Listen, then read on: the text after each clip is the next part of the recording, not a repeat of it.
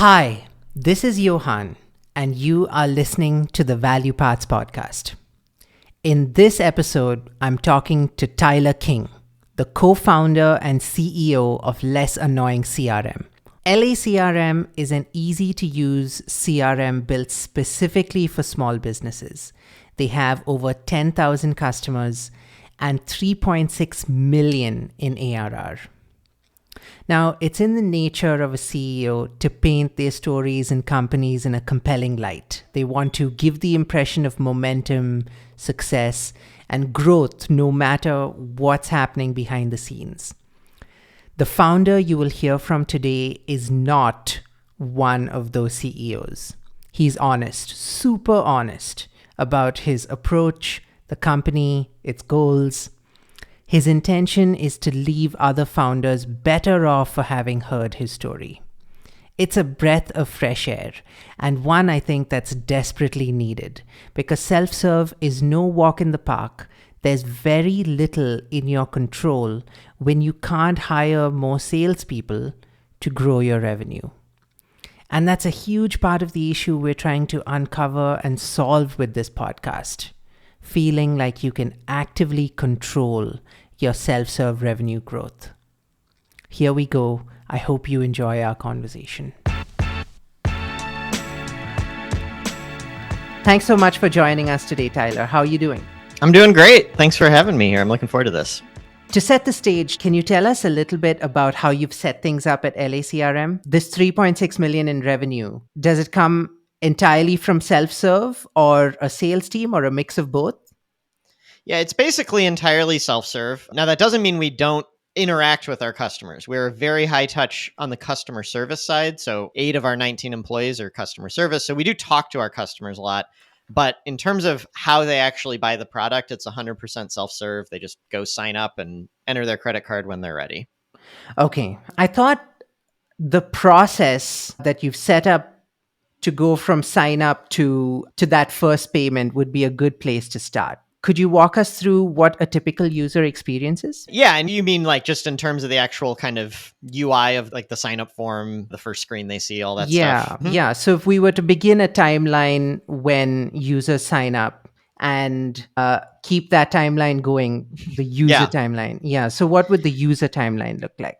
Sure. So it's pretty straightforward right now. And I should mention, we're actually in the process of potentially tweaking this. So I'll tell you how it is now. And I'm also happy to talk about how we're thinking about tweaking it. But yeah, right now you land on our website, click around, do whatever you want. And when you're ready, you click the sign up button and it just takes you to a simple form, first name, last name, email, password. And then we ask 2 other questions. One is, what industry are you in? That will, depending on what industry you pick, we're going to automatically set up some customization to fit that industry. And then the other one is, how many users do you expect to have on your account?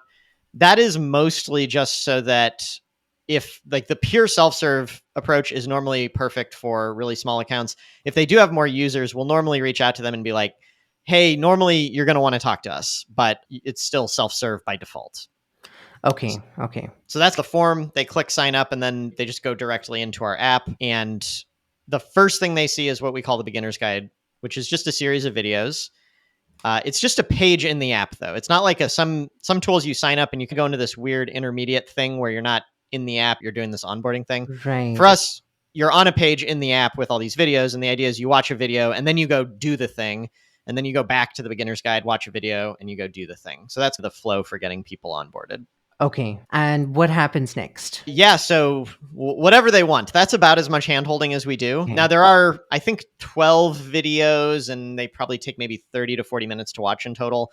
Some people just, their flow is watch video 1, then 2, then 3. They just treat it like a class, and they go through the whole thing. Most people, and this is why we're going to make some changes, most people, I think, don't watch the videos. They just go play around. Okay. My observation is that in SaaS, this has changed over the last, we launched 13 years ago. Back in the day, I think people weren't really familiar with how to buy SaaS. And so the videos were really helpful. I think now many people are like, I get it. I've used a CRM before. I just want to go play around. And so a lot of people just go start using the product right away.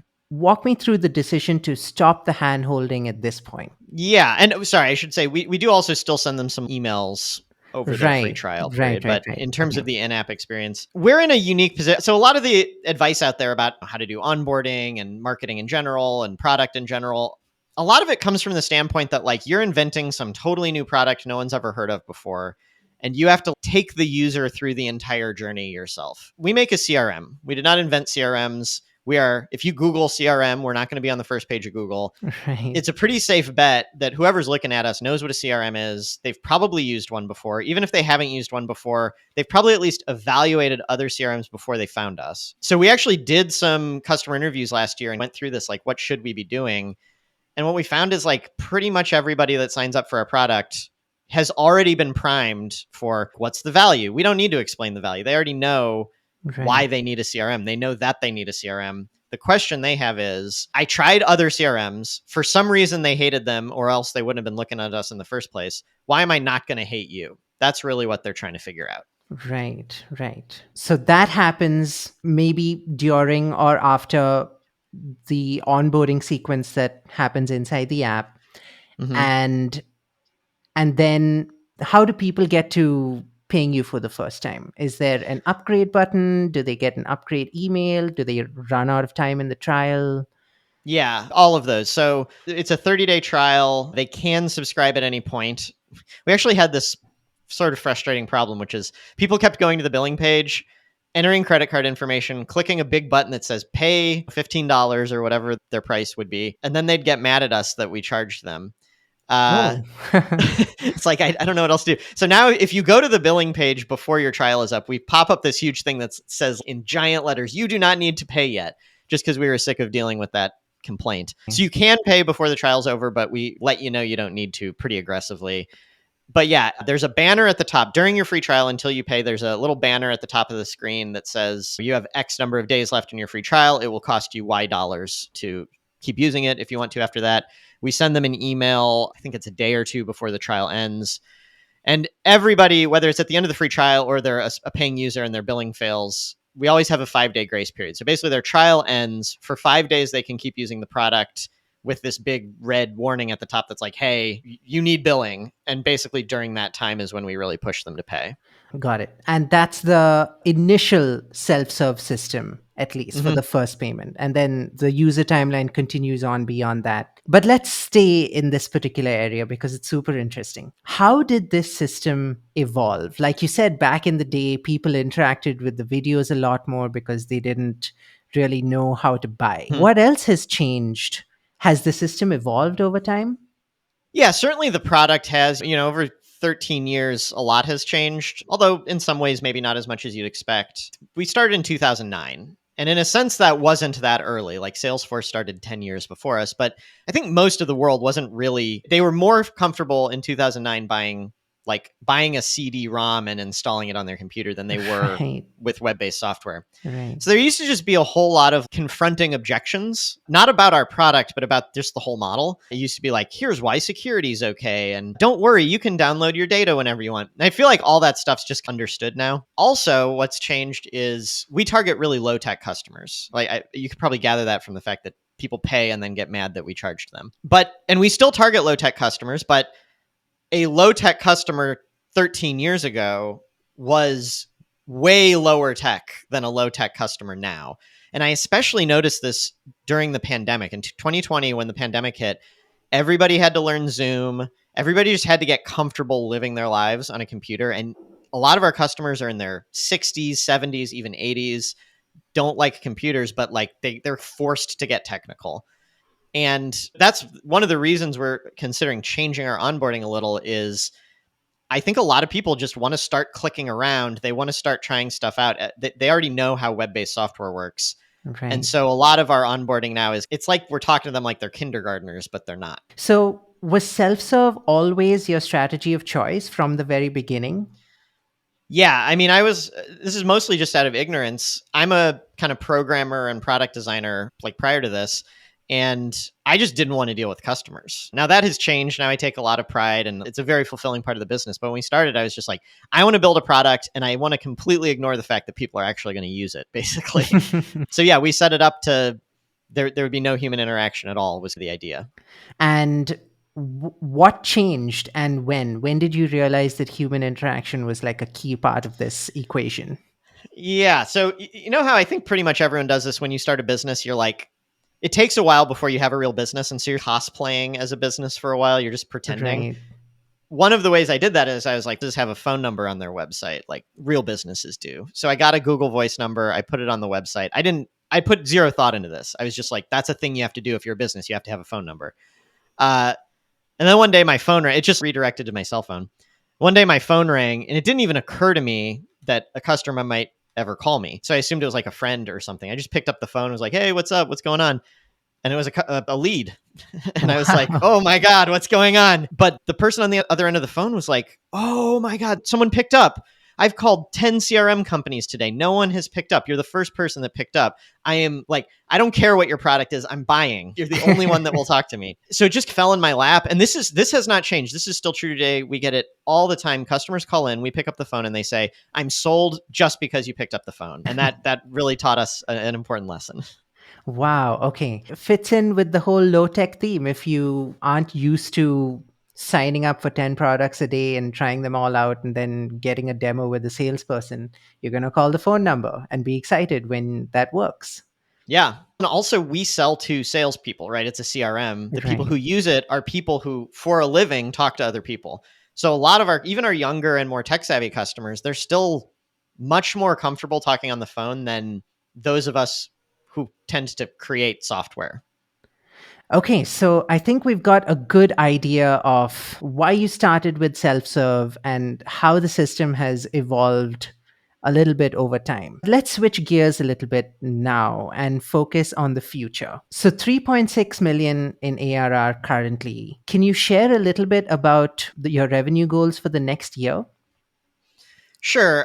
We don't necessarily. So every time I've ever made a goal, like it's been a random guess that has not reflected reality at all. So I don't have a specific number goal or anything like that. But instead, Okay. I think in terms of like, if this happens, then what? What if that happens? And having a pessimistic and a middle and a kind of optimistic path. Okay. So even though I don't know, 3.6 million AR is a weird place to be because to a lot of aspiring entrepreneurs, that sounds amazing, and I'm very happy with it. But in the grand scheme of things, compared to the CRM industry, I just did the math on this. Where I believe 0.0001% of the market, I think. So, like, on the one hand, we're big, and on the other hand, we're incredibly small. I don't aspire to get really big. I really like the size we are. I like the team, like, kind of having a smaller team environment. But we do have to kind of beat inflation. That's how I set goals. Is I don't want things to get worse. I think something like 10, and I don't literally mean like inflation's a hot topic right now in the world. I mean inflation as in our expenses rise. We have to give employees raises. I Right. want enough money to fund that. That's the pessimistic, is we can only do that. That's like a, 5-10% revenue increase every year. Okay. 15% would be amazing. And that's basically as much as I do goal setting. You're looking at revenue growth not in the typical way, not in a we set a number and then hustle to get it, but more in a what's our business doing at the moment and what do we need it to do, and then let's be a little optimistic beyond that Yeah. if it happens. I'll be honest, I don't like I'm always jealous of people that have a more sales driven model because I do think you have more control over this. You can be like, we want to grow twice as fast, we'll hire twice as many sales reps. And I know Right. some people manage to do that with self serve. I'm not good at marketing. I never have been. We do marketing, we're trying, but I don't feel like the input to output is something I've ever felt like I can control. We're going to do tons of stuff this year, and hopefully it will help us grow faster. But I don't really feel like I can map, we're going to do this marketing project and it's going to result in this type of growth. It's so funny, but you hit to the exact heart of the issue. Control, Yeah, specifically in a self serve context. When you can't throw humans at the problem, there's no self serve playbook for how to grow your revenue. Tell it's me a tough. little bit, yeah, tell me a little bit about how you've struggled with this. It sounds like it's been challenging. Yeah, and part of it is we've had it pretty good for like we've never been this breakout success. I mean, we're 13 years old, we're at 3.6 million. You can do the math and see, if we're on track to become a billion-dollar company, we'd be there by now. But things have always been okay, and even when we've struggled, it always just fixed itself. Like we've gone through periods where we'll go a year and a half where growth just doesn't seem great, and then it just comes back to normal. I definitely feel a tremendous lack of control about this stuff. Okay. We're actually in one of those slumps right now where we're still growing, but it's not, I'd like to be growing faster. What I've come to over such a long time of doing this is just a little bit of a feeling of zen, which is I can't map my input to a direct output. We've never had an ad campaign in the history of our company that really worked, or any marketing campaign. And yet we are where we are. So in aggregate, it all worked, even though no one individual thing worked. So the way I think of it is just, we just got to keep doing stuff that we think provides value to customers and gets our name out there. And even if we can't directly tie it to revenue, historically, it's been enough. Tell me a little bit about the things you feel you can control. Given that there's so much out of your control, what do you focus on? Yeah.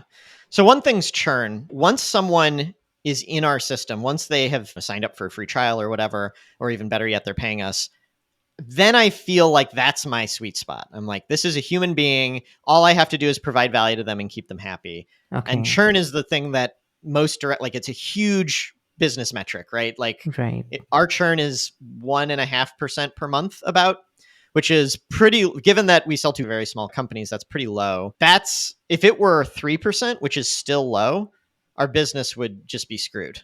Right. It's so important. Like every little bit of churn matters. And that's product, right? That's my sweet spot. Let's just talk to people, figure out what they want, all that. And then I think there's an element of happy customers refer other happy customers and stuff. I have less control over that. With churn, I feel more direct control. With like word of mouth, I feel medium control. With everything else, I feel no control at all. Okay. So, two immediate questions come to mind. One, how do you do churn at scale? You mentioned 10,000 customers. Are you Mm-hmm. looking at this entire customer base and calculating your churn rate? Yeah. So we have done kind of cohort analysis where you say, so my theory was, or sorry, let me back up. I think it is universally true for pretty much every kind of recurring revenue business that someone's more likely to churn right after they sign up because they maybe are still, they're not like fully activated yet, right? Is Right. that your understanding of how this tends to work? Yeah, absolutely. Internally, we call it starting churn versus sustaining churn. The Oh, cohorts okay. just, the churn is really big in the first few months and then it just kind of peters out. Gotcha. Cool. Yeah. So I think that dynamic exists. We actually just did this analysis recently. We don't have, one problem is because we started so long ago, all these tools like Chart Mogul or all these automated reporting tools didn't exist then. And now Okay. it's too late. Like we're not on Stripe billing and we can't get any of this automatic reporting. So we have to do this Okay. ourselves, which is frustrating. But so we just did this analysis and we found that the starting churn is a little higher, but not as much higher as I expected. Plus, we have this pretty large base of current customers, and new customers are like our growth isn't that high. So, what we found out is like, in terms of how it affects our blended churn rate, we can almost just ignore the fact that new customers churn at a higher rate. It really didn't move the needle all that much. Okay. So, yes, Okay. we blend them all together, but I'm not necessarily saying that's appropriate for a new business that has a much higher percentage of their customers are new customers. Right. Having looked at ChartMogul and some of the analytics tools out there, a lot of people look at blended churn. I don't think it's standard practice to separate out starting churn and sustaining churn. So it's really interesting that you're doing that. Okay. But my second question was, if you're separating out starting churn and sustaining churn, is sustaining churn something that you're actively designing for? How do you move the needle on that number? Yeah, the basic answer is no. To me, it's a byproduct. It's if our customers are really happy and if the product's doing what it's going to do for them, churn will take care of itself. One of the great things about running your own business is you can decide what you like to work on and what you don't. I don't Right. like really metrics driven. Oh, I'm going to do all these hacks and figure out at the moment the person churns, if the cancellation flow looks different, I can alter their opinion. My attitude is if someone wants to churn, that's not the right person to spend time on. Like it's too late for them. My way of reducing churn is let's do what we can to make the product as useful as possible to the people who are in the middle of their journey, the people who aren't thinking about churning yet. As long as we just keep them happy, they never will churn. And Okay. we also have a lot of involuntary churn. And by Okay. that I mean not their credit cards failing, that's one definition, but a lot of our customers retire because we serve very old customers. A lot of our customers go out of business because they're very small businesses. You Oh, just have to okay. ignore that stuff. There's nothing I can do about that. Right, right, right. Okay, so you just focus on value. That is something in your control as well. Yeah, exactly. Okay, okay. So how have you come to define value, and is churn the way that you're connecting value and revenue? I'm probably going to give an answer here you don't like, which is no, I don't think I do. I like, okay, I'm going to go on a little ramble here. Okay, no problem at all. One of the biggest mistakes I made as an entrepreneur is one of our very first hires was a data scientist. I was living in San Francisco at the time. All my friends worked at like Facebook and Google and places like that. And I think Facebook in particular really popularized this like data driven marketing. Everything comes down to data, test everything, optimize everything. And I was like, that makes total sense. We're going to do that. We hired this math PhD, really smart guy to come in and do data science for us. And it just totally flopped. And part of the reason, I mean, probably there's some of it's my fault and all this and that, but part of it is we just didn't have enough data. Like Facebook's operating on the scale of billions of users, where a 0.001% increase to some metric results in millions of dollars. Right. If you do that same thing as a startup with $1,000 MRR, yeah, okay, now you have $1,000.01. Good job, congratulations. I just got really discouraged by the whole like super metrics, analytics, data driven thing for a small scale company. Not to say we don't. It's not that we ignore it. We still have reports. We look at data, but I think the tech world has sort of lost. It undervalues just good old fashioned intuition. We talk to customers, we hear their voices, we see what they have to say, and we just can tell if what we're doing is moving us in the right direction or not. Okay, so then I have a complicated question to ask. How do you know that the customers you're talking to, like which segments of the customer base they represent? Yeah. Because, yeah, because the different types of customers that come to LACRM must be using it for different kinds of things, right? Yeah, absolutely. And after doing it this long, we have a pretty good sense of who our core customer is. Can I pivot a little bit from what your question was? Because we're struggling with something very related to this right now. Sure thing. Let me set the stage for you. Okay. Okay. We have very low churn. Like if you read any churn benchmarks for customers of our size, we are below the low, like effectively zero churn. We Wow. have the Okay. highest ratings. If you go to G2 and look at the CRM grid, we are the highest user satisfaction score of any CRM in the world. Wow. We are rated the number one CRM by US News and World Report and a handful of other respected reviewers. If I told you this, and then I told you the CRM industry is a $50 billion a year industry, you'd probably think either we should already be very big or we should be growing very quickly. Right. We have the happiest users. We have the best ratings. We're in a huge market. And yet we're not really growing that fast. This seems like these two things don't fit together. Do you agree with that? Agree, but also understand your priorities and where you're coming from. I'd like to grow faster. I mean, I'm not trying to be a $1 billion company, but I'd like to be growing faster than we are. So we're trying to figure out this puzzle. And I think the reason I'm saying all this, I think it gets back to the question you just asked of how do we decide who, like what type of customer or whatever we're trying to serve. I'm trying to figure out how is it possible our customers are this happy and yet we are struggling so much to get new ones. And I think it comes down to what you just asked. I think we've spent the last 13 years so we solved some problems for our initial customer base back in 2010 or whatever. Okay. And then we just got better and better and better at solving the same problem for the same customer. And we haven't really done a good job of solving new problems for new customers. Okay. Okay. I think that's the downside to the approach I'm saying of let's talk to people and make sure we provide value to them is who doesn't talk to you are the people who aren't using your product. So let me just paraphrase what I'm hearing from you. Tell me if I'm wrong. Of all of the people who are coming to LACRM, the ones that you happen to hear from are the ones that have already found a little bit of value in the outcomes that you're already very good at serving because you've been doing it for over 10 years. Yeah, I think that's right. Okay. That's my hypothesis anyway. But the consequence of this is that to break out of this growth plateau, you need to figure out what the newer customers want, and two, whether LACRM can support those outcomes and actually get these new customers to the outcomes that they're seeking. Yeah, without betraying the customers we already have, right? Our goal is not to turn into Salesforce here. So the way to get out of this plateau is segmentation, but not just internally. It's not a great term, but we call them swim lanes. The different people who are coming to the product, they would need to fit into different swim lanes with the product because they're all looking to use it in different ways, and they're recruiting your product into pursuing different kinds of outcomes.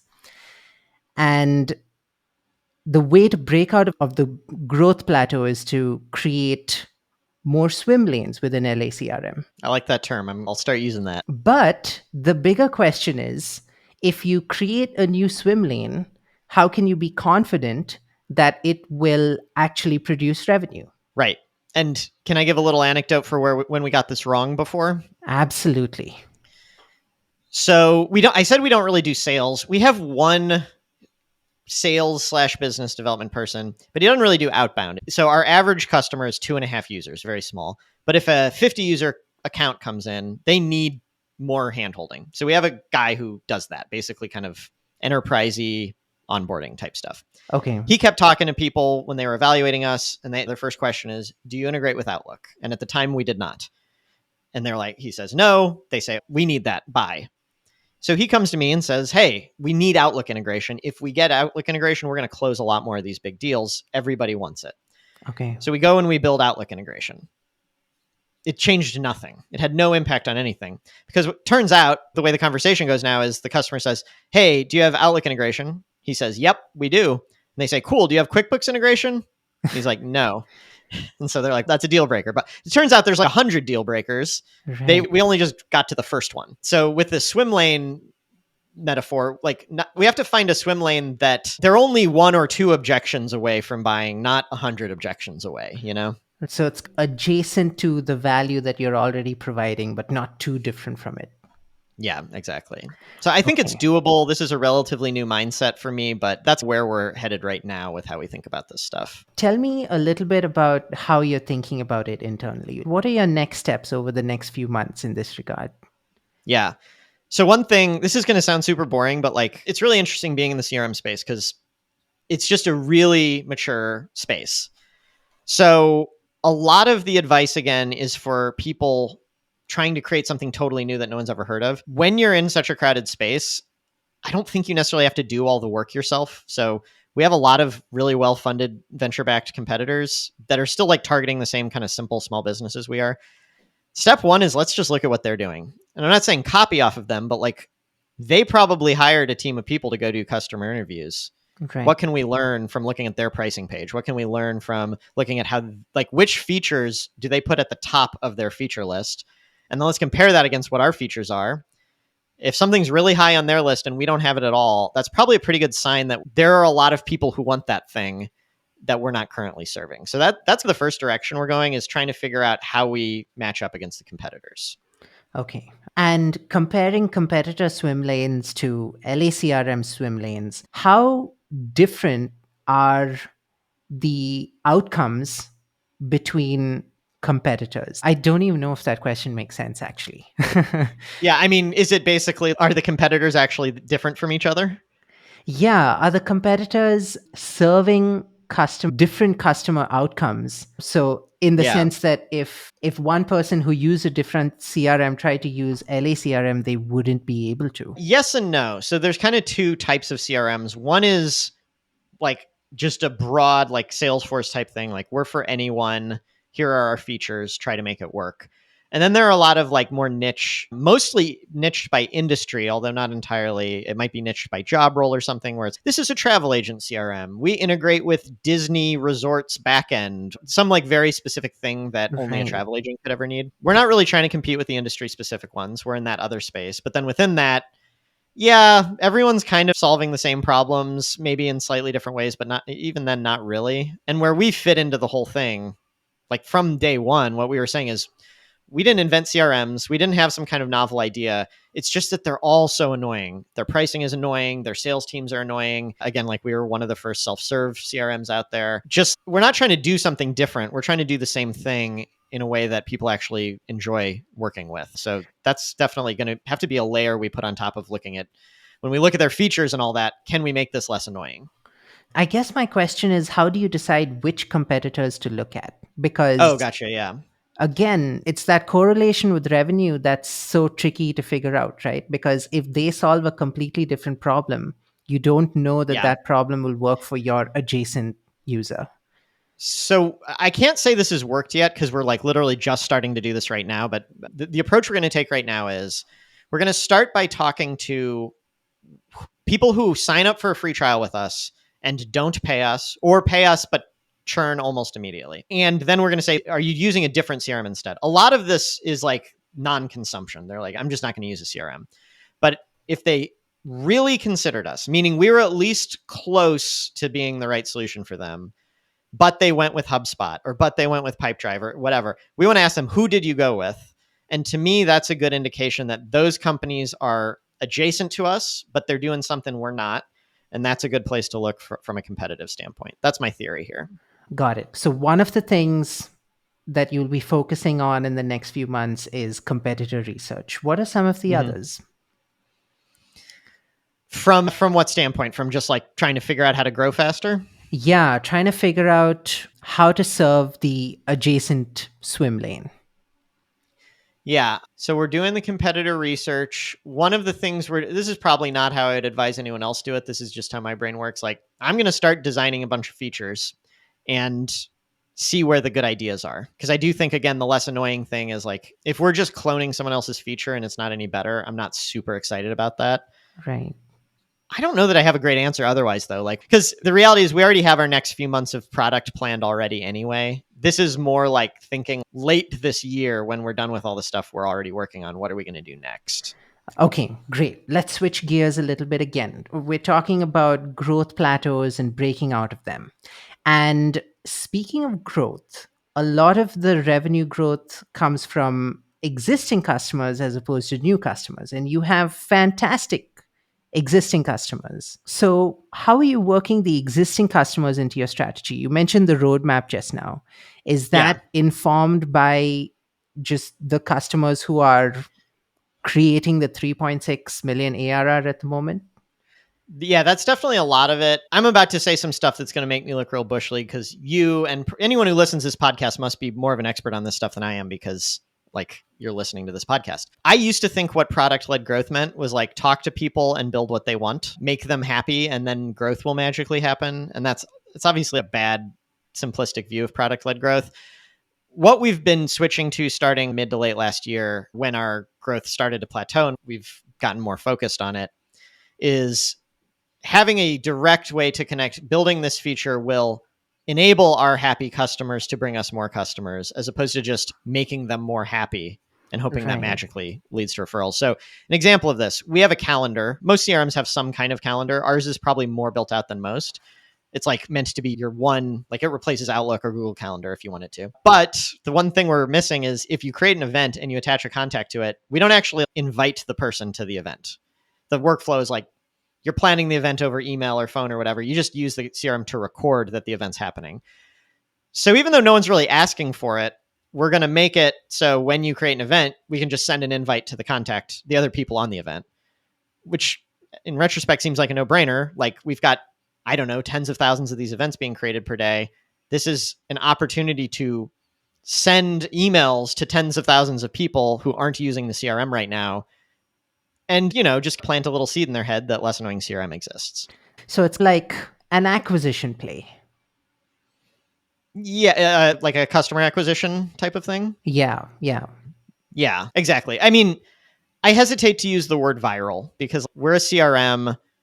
It's boring. Like we're not viral in the way that like a social network is viral, but Right. if our users use our product to interact with their customers, that's something we haven't explored very much in the past. That strikes me as a good way to take happy customers, use their goodwill, and provide value to them at the same time as getting them to help spread our name out there. Got it. Tell me a little bit about providing value because I think LACRM's growth story, like what I'm taking away from it is that how do I put this?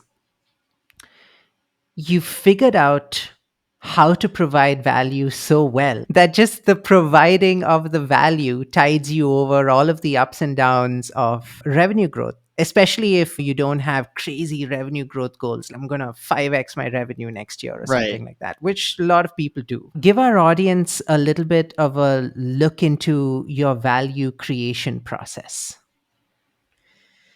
Yeah, again, I'm sorry I'm going to have a lame answer to this. I don't think there is a process. The interesting thing, again, about CRM is like we don't have a single feature that our competitors don't have, like none. Okay. Okay. So nobody uses us because they can do something they can't do somewhere else. They use us strictly because this stat might be out of date, but I know years ago they used to say 50% of all CRM installations fail, meaning someone buys a CRM, they pay the money, but they just don't use it. And the reason they don't use it primarily is just it's too hard or it's too complicated or there's too many clicks or loads too slow or whatever. Our whole value proposition is the same stuff you want to do with our competitors. We do some small subset of that. We don't even do everything they do, but you won't throw your computer out the window. Like Okay. that's it. It's not a very sexy pitch, but that's basically been all we've done this whole time. No, that's amazing. As a part of our work with clients, we do a lot of this. We define what we call a critical pathway for users to get from a point A to a point B. And apart from making sure that all the necessary steps are in there, you have to make sure that people actually move from one step to the next. Mm-hmm. And yeah, it sounds like an unsexy problem to solve, but we look at step drop off and we look at how many people Yeah. actually make it through each step to the very end. And yeah, it's very important work. You've probably gotten the sense already that I'm just not like a very rigorous person, especially when it comes to like data and stuff like that. You can paper over a lot of that by talking to people. And so Right. even though we are self-service from like you don't have to talk to us. Our customer service people are on the phone all day with customers and they're not like this is not some call center in a different building somewhere else. This is like core members of the team who I personally talk to all the time through osmosis, basically. Like they know what the customers are experiencing. They share that with me. And I personally talk to customers a fair amount. If you just talk to people, you can get away with being a lot sloppier in terms of understanding every single metric and this and that. So a lot of the reason we don't have these processes is because we're talking to customers all the time.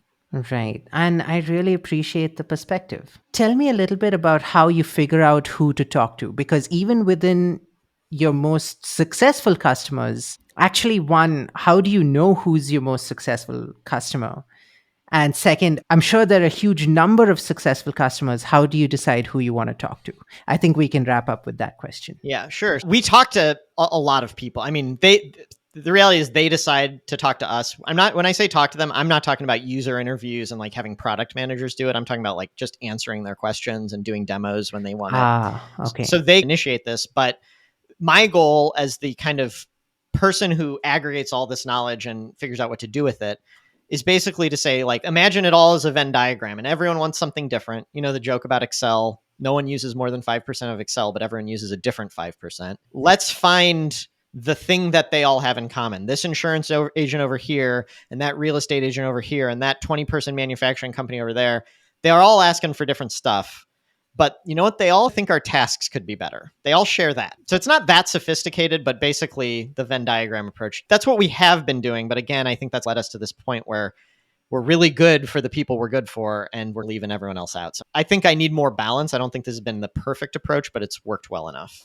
Thanks so much for giving us all of that insight into how you do things at LACRM and the story so far, Tyler. I'm sure our audience has taken away a lot from this episode.